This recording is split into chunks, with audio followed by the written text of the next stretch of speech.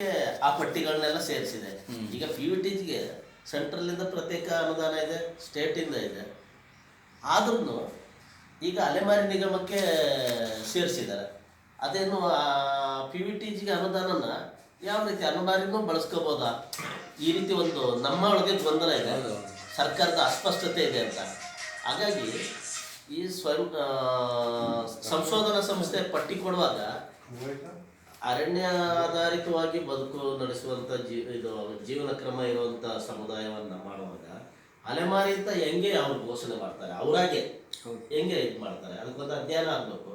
ಇದೆಲ್ಲ ಆಗಿಲ್ಲ ಅನ್ನೋ ಕಾರಣಕ್ಕೆ ಮೊನ್ನೆ 3ನೇ ತಾರೀಕು ಏನಾಯ್ತು ಅಂದರೆ ಟ್ರೈಬಲ್ ಡೈರೆಕ್ಟ್ರು ಮತ್ತು ನಮ್ಮ ಕಾರ್ಯದರ್ಶಿಯವರ ಸಮ್ಮುಖದಲ್ಲಿ ಈ 12 ಸಮುದಾಯವನ್ನು ಪ್ರತ್ಯೇಕವಾಗಿ ಅದು ಕಾರ್ಯಕ್ರಮ ಅನುಷ್ಠಾನ ಮಾಡಲಿಕ್ಕೆ, ಯಾಕಂದರೆ ಉಳಿದ ಸಮುದಾಯಗಳು ಮುಂದುವರೆದ ಸಮುದಾಯ ಎಲ್ಲ ರೀತಿಯ ರಂಗದಲ್ಲೂ ಇದ್ದಾರೆ.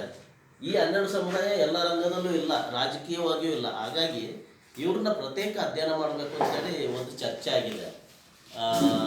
ಆದಿವಾಸಿ ಸಂಪನ್ಮೂಲ ಕೇಂದ್ರದಿಂದ ಇದನ್ನು ಒಂದು 6 ತಿಂಗಳ ಒಳಗೆ ಒಂದು ಅಧ್ಯಯನ ಮಾಡಿ ಈ 200 ಕೋಟಿ ಅನುದಾನ ಏನಿದೆ ಅದನ್ನು ಸರಿಯಾದ ರೀತಿಯಲ್ಲಿ ಬಳಸ್ಕೊಳ್ಳಿಕ್ಕೆ ಒಂದು ವ್ಯವಸ್ಥೆ ಆಗಬೇಕು ಅನ್ನೋದು ಚರ್ಚೆ ಆಗಿದೆ.